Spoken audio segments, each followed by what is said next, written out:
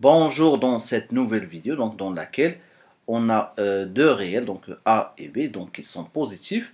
En plus de ça, on a le a carré est plus grand que b. Et on cherche à simplifier cette expression-là, la racine carrée de a plus la racine carrée de a carré moins b sur 2 plus la racine carrée de a moins la racine carrée de a carré moins b sur 2. D'accord? Tout d'abord, donc on va poser cette expression comme quoi c'est a égale à cette expression-là. Donc déjà, pourquoi on a considéré comme quoi a carré est plus grand que b? Tout simplement pour qu'on puisse avoir donc le a carré moins le b, donc qui est positif. Donc ce qu'il fait, donc ce qui est à l'intérieur de la racine carrée, il va être, donc là on est sûr et certain que a carré moins b, donc c'est-à-dire ici et ici, il est positif. Et aussi, ce qui est à l'intérieur de cette racine carrée, donc sur la grande racine carrée, il est aussi positif. Pourquoi? Puisque on a a carré, normalement, le a carré est plus grand que a carré moins b. D'accord? Donc, le a carré, bien sûr, donc là, vous pouvez commencer par le fait que b il est positif. Si le b il est positif, moins b, il sera négatif. Si par exemple, on va ajouter a carré de chaque côté, par exemple, donc a carré moins b, et là a carré, on aura quoi? On aura le a carré qui est plus grand que a carré moins b. Et si on fait la racine carrée de deux côtés, donc étant donné que c'est positif, le a, la racine carrée de a carré, ça fait a, est plus grand que la racine carrée de a carré moins b. Donc du coup, on est sûr certain que a moins la racine carrée de a carré moins b, donc il est plus grand que 0. Voilà, donc là, on est bien d'accord. Donc, ce qui est à l'intérieur de cette racine carrée, donc ce qui est là, c'est positif. Et aussi, tout ça, donc ce qui est à l'intérieur de cette racine-là, il est aussi, donc, il est positif. Voilà, après avoir donc prouvé que tout ce qui est à l'intérieur des racines carrées est positif, maintenant on pourra commencer le calcul. Déjà, il ne faut pas commettre l'erreur. Par exemple, si on a racine carrée de a plus racine carrée de b, donc c'est pas égal à racine carrée de a plus b.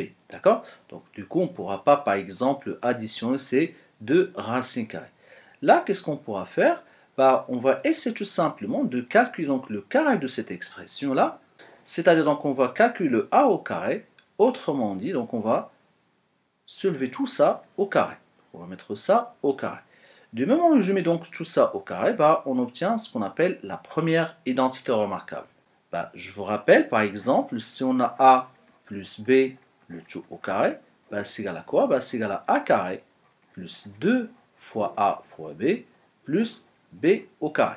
Bien sûr, le a, c'est tout ça, donc ça c'est notre a dans l'identité remarquable, et tout ça, ça sera le b. Donc, on obtient quoi? On obtient tout ça au carré, plus 2 fois ça, plus ça, tout ça, c'est donc le b au carré. Et on obtient cette expression-là. Voilà donc l'application de l'identité remarquable sur cette expression-là. D'accord? Et là, qu'est-ce qu'on remarque? On a la racine carrée et le tout au carré. En fait, ce carré-là, il va annuler donc cette grande racine carrée, puisqu'on sait que ce qui est à l'intérieur de la racine carrée est positif. La même chose donc ici, tout simplement donc si vous voulez, c'est comme si on va supprimer donc le carré, et là, la racine carrée ici, pareil, donc ici donc le carré, il va supprimer donc cette racine carrée. Et on obtient cette expression-là. Par contre, ici, on avait 2 fois racine carrée de ça fois racine carrée de ça. On sait que si on a par exemple racine carrée de a fois racine carrée de b, on pourra mettre tout sous la même racine carrée, donc racine carrée de a fois b.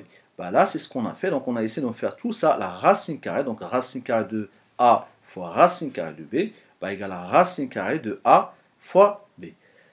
Voilà, j'espère que c'est clair jusque-là. Voilà notre expression. Et là, qu'est-ce qu'on remarque? On remarque qu'on a deux fractions qui possèdent le même dénominateur qui est 2. On va essayer donc d'écrire tout ça, ce même trait de fraction, puisque les deux, ils ont le même dénominateur. Donc là, on obtient quoi? On obtient tout simplement, on pourra garder le dénominateur commun qui est 2, et on va essayer donc d'additionner donc les deux numérateurs. Et on obtient cette expression-là, c'est-à-dire donc a plus racine carrée de a au carré moins b, plus a moins racine carrée de a carré moins b. Par contre, ça, pour le moment, on va le garder comme ça. Et là, qu'est-ce qu'on remarque? Déjà, on a plus racine carrée de a carré moins b moins racine carrée de a carré moins b. Bah là, on pourra simplifier par ça. Et qu'est-ce qu'il nous reste? Bah, il nous reste juste la a plus a qui égale à a de a. Ça, c'est d'une part. D'autre part, là, on a la racine carrée de ces deux traits de fraction-là. Donc, la multiplication entre ces deux traits de fraction. Bah, là, il faut faire attention. Là, on doit tout simplement faire ça, les numérateurs donc entre eux, ça fois ça, et 2 fois 2. Là, qu'est-ce qu'on remarque? Donc, on a a plus racine carrée de a carré moins b, facteur de a moins racine carrée de a carré moins b. D'accord? Je répète, donc on a a plus racine carrée de a carré moins b, facteur de a moins racine carrée de a carré moins b. Là, on doit remarquer qu'il s'agit de la troisième identité remarquable.